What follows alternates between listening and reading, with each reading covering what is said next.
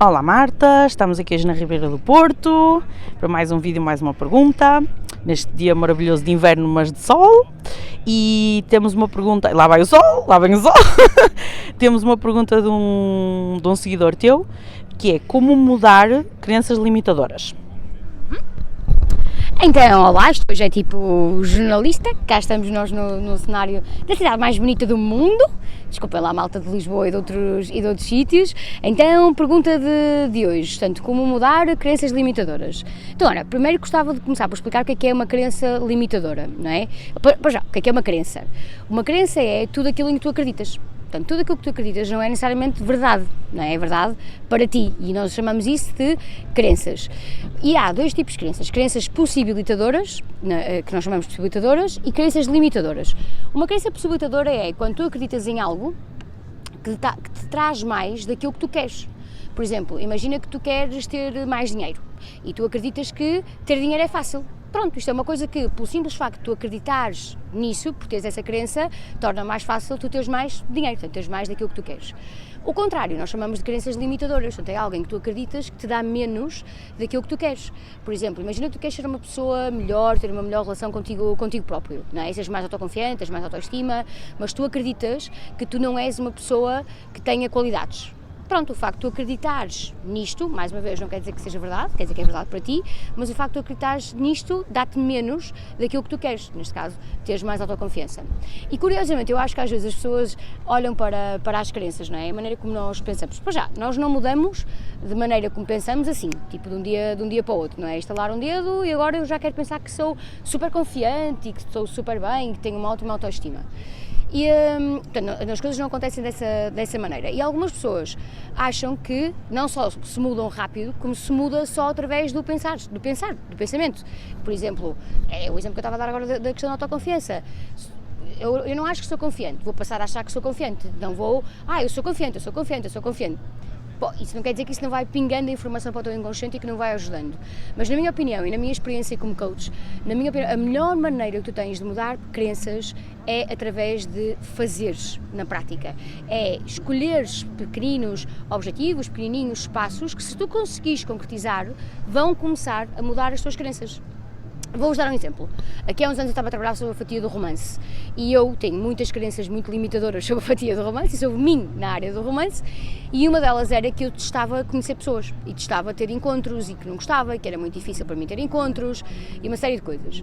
E sim, eu posso ficar sentada agora em casa durante uma semana a escrever eu gosto de ter encontros e visualizar isso e meditar sobre isso, e essa parte também tem o seu valor. E se não percebes isto, vai ver o vídeo que eu fiz na sexta-feira, que está lá explicado porque é que eu acho que isso também é um trabalho importante. Mas mais importante do que isso foi realmente ter ido a encontros, foi realmente ter começado a lentamente. Houve uma altura que o meu coach na altura me disse: Marta, tens de ter 5 encontros esta semana, e eu entrei em pânico. Portanto, não tens que ir ao ritmo dos outros, podes ir ao teu ritmo, podes ir com passinhos pequeninos, mas lentamente ires. E eu não fui a 5 encontros, mas comecei a ir a um, e depois a outro, e cada vez que eu vinha de cada um desses encontros, eu começava a mudar um bocadinho a minha crença. Eu começava a afinal, isto não é assim tão difícil, afinal até pode ser divertido, afinal até é giro conhecer pessoas novas, afinal até tem um jeito. E então, lentamente, o meu sistema de crenças em relação ao romance, neste caso em relação a quem eu sou, a conhecer pessoas, foi mudando. E porquê que foi mudando? Porque na prática, através da experiência, eu consegui percepcionar um outro resultado, que eu posso ter um resultado diferente. E eu acho que a maior parte das crenças se muda aí. Mudas quando tu ganhas a coragem de ir fazer, ganhas a coragem de ir dar determinado tipo de passos que vão começando a quebrar, a rachar as tuas crenças. Se for só um processo do ponto de vista do pensamento, não acho que vais demorar muito mais tempo, na minha opinião, e pode nunca ficar tão sustentável. Por exemplo, eu hoje em dia, porque estou há 3 ou 4 anos a trabalhar sobre a fatia do romance, eu hoje em dia tenho crenças diferentes sobre mim na fatia do romance. Uma das que eu tinha era que eu não era uma pessoa interessante para homens, e eu hoje em dia já não és tanto isso, já acho, afinal, eu até tenho jeito. E como é que eu sei? Porque fui fazer, não é? Porque me fui dedicar a fazer uma série de ações na fatia do romance que me mostraram, tanto que eu consegui tirar o pensamento, não consegues vê-lo, mas o comportamento tu consegues vê-lo. Então quando tu tiras o teu comportamento para fora, tu consegues ver, olha, afinal foi divertido, afinal tive outro tipo de emoções, afinal tive outro tipo de experiência. E isto, a médio e longo prazo, é que vai mudar a maneira como tu estás a pensar. Estes processos não são processos automáticos, a não ser que, por exemplo, aconteça um evento rápido, automático, que te faz ter uma nova forma de pensar sobre as coisas. Então, lentamente ao longo da tua vida e ao longo do teu processo, tu vais mudando um bocadinho a maneira como estás a pensar. Eu chamo naquela cara que os cães fazem quando estão curiosos, não é? Que estão assim, de repente estão curiosos e fazem pronto.